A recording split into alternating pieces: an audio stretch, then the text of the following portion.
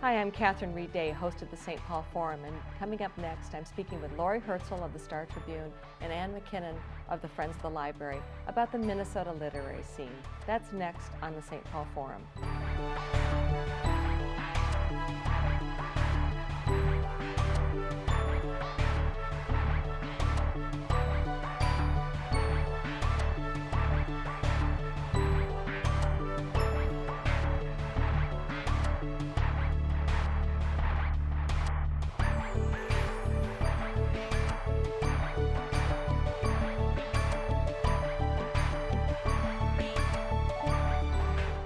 Welcome to the St. Paul Forum. I'm Catherine Reid, and joining me today are Laurie Hertzl and Ann McKinnon, and we're going to talk about the Minnesota book scene, the literary scene. And in particular, it's prompted because we've just had the Minnesota Book Awards, and so there's been a lot of attention to Minnesota writers and their accomplishments.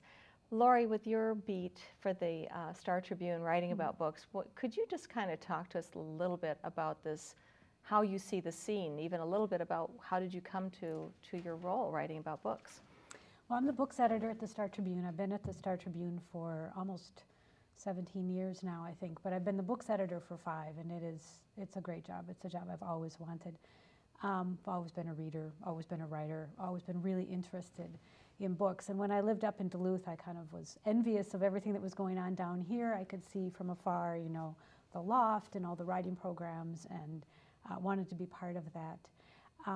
Last fall, I did a story for the Strib that ran on page 1 about the Minnesota book scene, because 50% of the writers who won national book awards were Minnesota writers. We had 50%? Well, there's 4 awards, and there were 2 winners from Minnesota.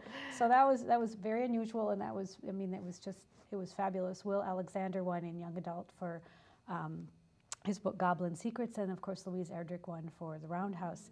So Rohan Preston and I, he's another reporter at the Strib, we called a lot of people, asked a lot of questions to just sort of get a feel for, you know, why Minnesota? And basically, you know, it's sort of a confluence of so many things. There's the fine literary presses that are here, you know, Grey Wolf and Coffee House and Milkweed Editions. There are so many writers, you know, Robert Bly and Charles Baxter and Louise Erdrich, and Tim O'Brien is from here, and it's just a huge writing community. And the Loft Literary Center, you know, really is a draw. They classes, and they have, you know, all kinds of resources for writers. They're really the premier literary center in the country. And then there's all the wonderful writing programs. I mean, Hamlin has this great writing for children and young adults program that just keeps turning out writers who are doing wonderful books and winning prizes. And, you know, the U of M has, you know, Charles Baxter and Julie Schumacher, and, you know, it's all of those things together. And then, of course, everyone also mentions always, you know, the long winters. The long winters. Keeps that people helps. at their desks. Right. Wonderful. Well, that's quite the scene. And you're involved, one of my big loves is, the other thing we didn't talk about is the role of the public library. Mm-hmm. And the Friends of the Library, which you're a part of, have also been taking care of the Minnesota Book Awards. Tell us a little bit about the role of the library and the relationship to the Book Awards. Well, when we took the helm of the Book Awards back in 2006, it was not our first time playing with the awards. We had been involved since the beginning, since 1988. But in 2006, we partnered with the St. Paul Public Library and the City of St. Paul to put together a proposal to take leadership over again. And the library really does play a role in helping us to extend outreach to libraries statewide. We have a real strong local library connection with MELSA and all of the other regional library systems. The Minnesota Book Awards have been, it's the Friends of the Public Library that are actually sponsoring the Minnesota Book Awards? That's Is that right? And that's the group for whom you work. What's the mission for the Friends of the Public Library? Well, we do have 3 main mission areas: raising private money to enhance library services and advocating for strong public support of the library. But the 3rd mission area, which is increasing the use of the public library, is really where we feel the Minnesota Book Awards fit in with our mission, because by promoting books and authors from Minnesota, we're really getting people to think about and talk about and read more books, and you know, Just most of the time bring it to getting them, life. getting them into the library and bookstores. Absolutely, and you kind of talked about that connection. I was explaining that I just literally put the National Book Award in the mail to a little boy in Des Moines, Iowa, where I grew up. My mother is now living here, so she was sending that book to a boy whose birthday it is in Des Moines. And the whole goal is really about that connection to how do you get that start? How do we get that love and passion launched? You know, what do you think about that? What are the keys to getting more people to read, do you think? Obviously, that's a shared mission you two have, is how do you light that fire in people? And is that a lifelong challenge? Well, from the newspaper's point of view, you know, we run book reviews as often as I can get them in the paper. I have this sort of goal to get book news in like every day, which does not happen every day. But, you know, we run 6 or 7 reviews every Sunday. I have a book column that lets people know who's publishing what and what's going on locally. The books calendar hopefully gets people out to some of the events. We run reviews on Mondays, shorter reviews. We run reviews on Wednesdays. And then I'm always doing Q&As with authors who are coming to town, and profiles of writers and editors, and, you know, books, trend stories, just to kind of keep the word out there that, you know, there's a lot of stuff going on. You could go to book events every night. Absolutely. Every week. I mean, it's just My amazing. Facebook page is completely filled with, Yeah. there's something, Yeah. 2 to 3 a night that I'm getting invitations for Yeah, on my Facebook page. and you so can't go to all of can't them. go to. But one thing that I do try to do with the books pages is, you know, not run reviews of any one particular kind of book. So I'm assuming every Sunday there's going to be at least one book that you're interested in, and at least one book you're interested in. So I try to mix it up with some literary fiction, some poetry, some mysteries, you know, some maybe a little excerpt from some populist book that's coming out. So, you know, from my point of view, you know, it's my beat, I cover it, but I'm also an advocate, I think, for, you know, the written word and books, because there's so much going on here, and it would be a shame for people not to take advantage of it. Yeah, it really would be.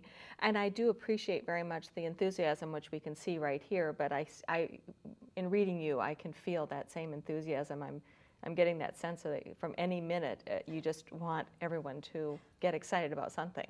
It's either enthusiasm or it's desperation of like, oh my God, there's so much stuff going on. How am I going to tell everybody about all of this? I would guess so. That it must be quite a challenge to select. What does your bedstand and your cubicle look like at work? Oh. Confession, Rick Nelson lives right next door to me. Oh. I have seen pictures of his cubicle cleaned and uncleaned, because he sometimes posts them. His has never been cleaned, I'm pretty sure. What I have is, right behind my desk, there's a big shelf, and it's all the books that I have out for review, because I send the advanced reader copies to my critics, and then I have the completed books there waiting so that I can fact check when the reviews come in. So there's a big shelf of books out for review, and has a big sign, do not steal anything. Not that, you know, anyone would, but just in case. And then I have a big shelf that has 3 shelves of books that are for the staff to take if they'll write me a little review. And I'm constantly bringing books. I pile them up so high the woman on the other side of the bookshelf is afraid of being killed. And then I have another bookshelf that is books that I've written about, you know, maybe just a mention or a browser or in the column or whatever. And then I just kind of stuff them over there for somewhere to put. And then I have a locked book room that has all the rest of the books, and that is packed. Wow, that's staggering. And do you all get the benefit of, as this process for the awards comes along, how does that influence your operations? Or is that something that you're all feeling connected to just inside the organization, or is that a more dispersed experience? How does the book award process work? Well, you know, we do get 5 copies of every book with every nomination. And it is a little bit like Christmas every day during the nomination season, because the UPS or Federal Express guy comes with more books all the time. It's like, ooh, what's this? And we're all very eager to read them and borrow them off the shelves. And after the book awards are completed and the winners have been celebrated and the finalists and other nominees are remaining, we send those books out to libraries around the state, particularly libraries that are in need, who don't have a real big budget. And we're trying to shift that around so that each year one library gets a lot of books, but they also get dispersed to And you're other speaking systems. within the St. Paul system? Or You're speaking statewide. nationally. They're statewide, Minnesota Book Awards, and so we do donate them to libraries all around Minnesota. Mm-hmm. That's great. And, I am a big believer in the common space, the space in which I grew up with just loving going to the public library, and I still love going to the public library. What is the importance of that as you see it? And we have our public school systems, we have libraries within those, we have, obviously a private school system as well, but we have these public libraries in this area, and they are beautiful and they are incredibly well used. And what is this saying about our environment today? They're the crossroads. They it seems are. To me. They're really part of a core learning community. They're an important piece of that team which includes museums and universities, just so that people can learn throughout their lifetimes. And that kind of brings me back to this continuum of learning, that the library does some really great early literacy things with lap story times for infants. And we feel that the Minnesota Book Awards is kind of along this continuum of literacy, where it might begin with a board book or story time at the library, but these young people do learn how to read and learn how to write, and we're there to encourage and nurture and support that growth, which eventually would lead to being published in a book and possibly winning a Minnesota Book Award or National Book Award. So we feel that it is really part of a lifelong continuum of learning and literacy, and it's really one of the highlights of that continuum. I can see that. So there's something very aspirational about the notion of the Book Awards and the idea that those awards are both attainable. In other words, this is my high school friend's, sister. And we have some other friends who've won, but that this is attainable, and yet it is in a larger context. And as you said, that there is this bigger scene, that the National Book Award is also, that we have this reputation. I'd like to pull it out of Minnesota for a minute and just talk about what does Minnesota mean to the rest of the literary community from your perspective, either of you. You mean outside of Minnesota? Outside of Minnesota. It's viewed as one of the most important publishing parts of the country, and it's viewed nationally that way. It's especially because of the quality of the writers that we have here, the ones I've mentioned already, and the literary presses that are here. Grey Wolf and Coffee House and Milkweed as well. They have national reputations, and they're really filling a gap now, as the big commercial publishers in New York are being more selective about what they publish. It's a little trickier to get published these days, get that first book in. They're looking more for the money makers because they're in trouble financially for a lot of reasons. And it's just harder to get, really good literary fiction and poetry published by those national publishers, and these regional publishers have really stepped up. They're regional really only in that they're in Minnesota. They are very much national publishers, and their presence here, as well as the Loft. Some of the things I've already mentioned, but really, Minnesota is not seen as a backwater. And actually, during the Minnesota Book Awards this year, there was this wonderful little movie at the very beginning that was sort of 25 years of the Minnesota Book Awards. And who was it who talked about, in the old days, Minnesota was seen as sort of a backwater, and now let's wait and see how Minnesota's doing things, because we're really in the forefront of publishing and writing. Great. If you're just joining us, I'm speaking with Laurie Hertzl from the Star Tribune and Ann McKinnon of the Friends of the Library about the Minnesota literary scene. Sorry, go ahead. I'm sorry. I've heard that Minnesota is second only to New York in terms of its literary activity. So that is something to be proud of. And I think that something that adds to that is the fact that the Minnesota Book Awards are not just some little fun little award program. It really is a serious and important award. There's a lot of cachet to winning a Minnesota Book Award. It has a little more cachet than some of the others, and I know there are lots of different awards.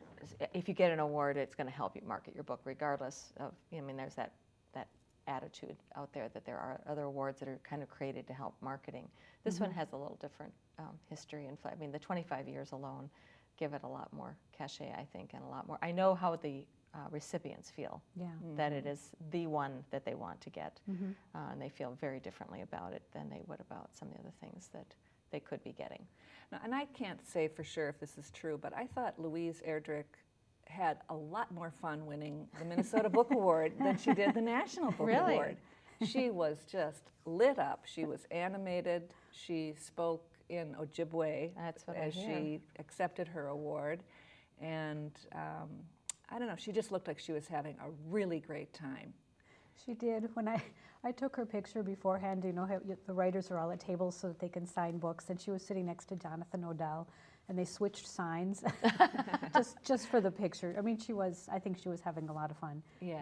And part of that, I think, had to do with Lorna Landvik, who was the MC, because she was cracking jokes, and she had these little party poppers where she had everyone like pull one of these poppers, and there'd be this little explosion of confetti, and I mean, it was very festive, and it was a lot of fun. It was very Lorna Landvik is truly one of the funniest writers.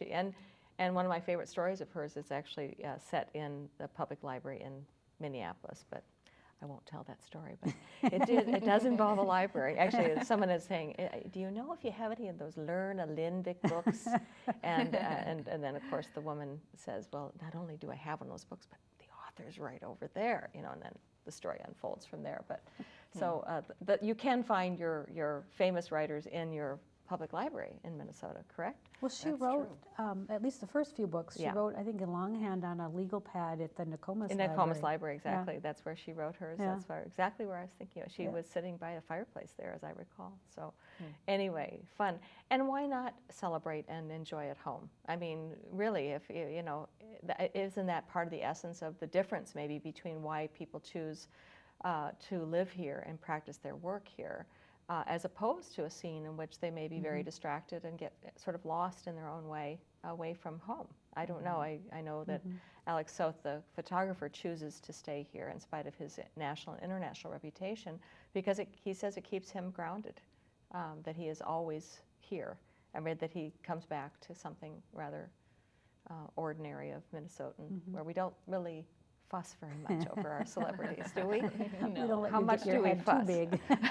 Don't let any of that get to us. But so as you think about some of the ways in which we can make these books more accessible to people, I definitely get that energy from you, Laurie, that you're just trying to figure out how to make that more accessible. In a certain way, a prize doesn't necessarily make it more accessible. It does make it more desirable. Maybe it will open some doors. I mean, do you have any anecdotes of ways in which the Book Awards or something you've done has opened an unexpected door for someone where they've decided to pick up a book or made a discovery that was unexpected? I didn't prime you for this question, so if nothing comes to you, we will move on. Well, I do know, I mean, I won a Minnesota Book Award, the Reader's Choice Award, for my book, News to Me. And boy, I mean, I just got invited everywhere after that.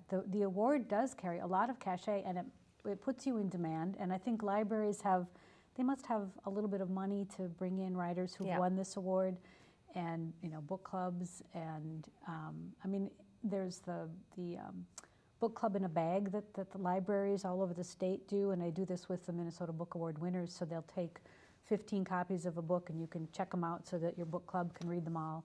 And it doesn't help sales any, but no, but it helps readership. 6 weeks too.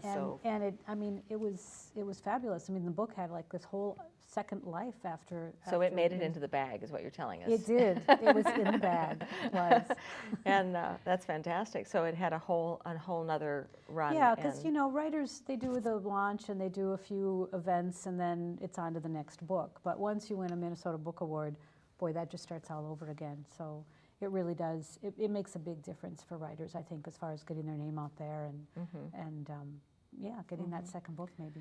The Minnesota Book Awards has funding available for libraries who wish to bring award-winning authors to their local branches.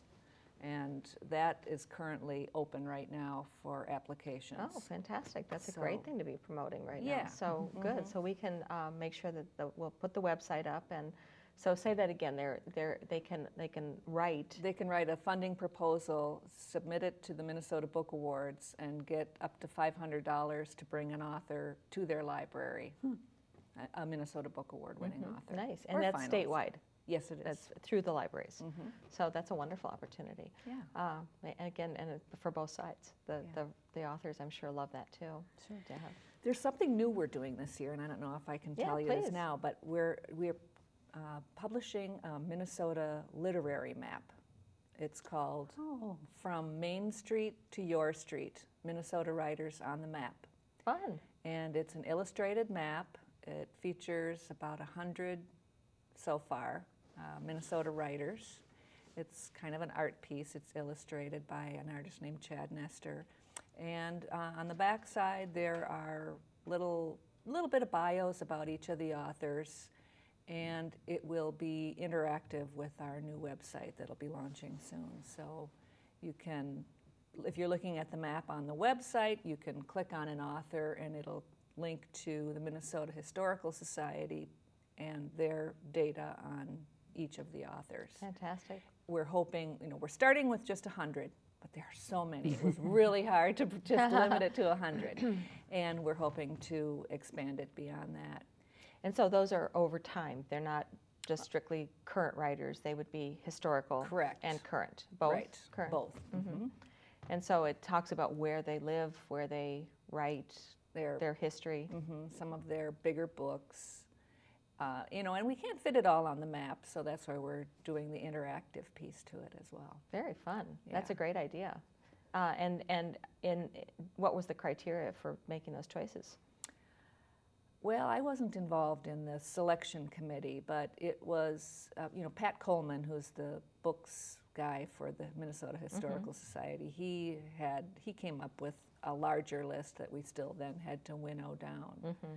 But I think they're mostly literary, but there are some that are more popular writers. There are some that are journalists. So we couldn't say just authors because some of them are poets and reporters. Fun. Yeah. Oh, that'll be good. I can tell Laurie's ready to Yeah, check that out. sounds She's like, oh man, I can't wait to write about that. Make sure she gets the press release so that she can write about Well, it. we'll have a launch event when Sure. it does finally come out, so I'll let you know. Oh, that does sound like fun. Yeah, that'll be really fun. And I think that, I definitely think with the change in technology, which I guess I'd like to spend just a second on, that's going to pull people into, especially with the culture for buying ebooks. I would think that could really build some momentum for more purchasing or taking out from the library the ebooks, because they can stay seamlessly kind of exploring the map and then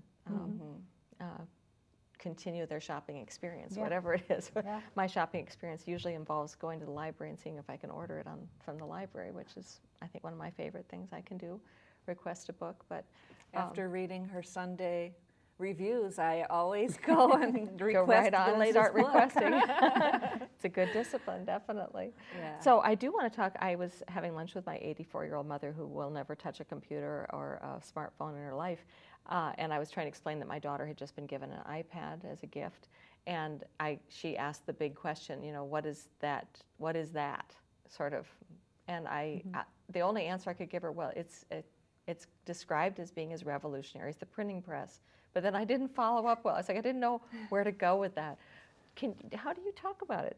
Do you talk about the revolution of whether it's the iPad or the ebook scene, or how do you describe that, Laurie? Well, I did a story probably last year about interactive books, which is sort of the new thing. It's more than an ebook, but it's an electronic book. Many of them are designed for iPads or that kind of device, maybe Kindle Fire, where there's color and maybe a bigger screen.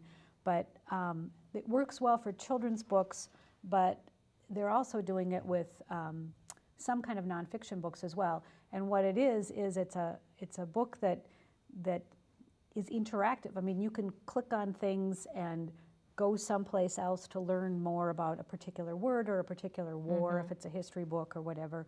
With kid books, it's sort of like a combination of books on tape and a real book. The Chris Monroe, Kevin Kling book is a Big Little Brother, lovely book. There's a lovely ebook version of that is more interactive. So you have Kevin Kling reading the book out loud, and then you can touch different toys and things in the pictures, and they'll move and they'll make noises, and it's very entertaining, and it's very funny and charming.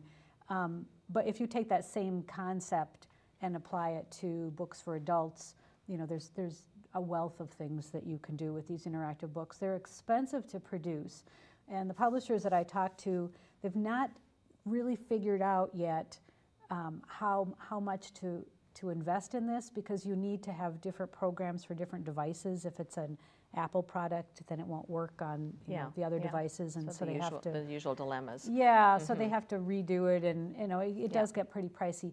But it does sort of open up a whole lot of opportunities for, if you're reading a biography of Louisa May Alcott, you know, you can click on the names of the people who were in her circle and find out more about them that way, or you can click on. So it's a deeper learning map. experience, and as well, potentially. I mean, you have the That's option, the idea. as well as entertaining. So with the little time we have left, you know, what are you really excited about as you think about what's happened with the awards, or kind of something that might be just coming up? We've talked about the map as one thing, but what else should we be looking forward to, and just ahead around the literary scene in Minnesota? Oh, well, you know, there's so many writers coming through, you know. Isabel Allende is going to be here for Talking Volumes. There's always some big name that's coming along.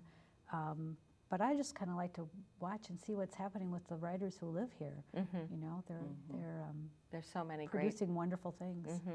And is there another deadline coming up for the book awards? Then you've got this invitation to invite the authors, and when do we? It's a year from now that we'll see the next prize winners, right?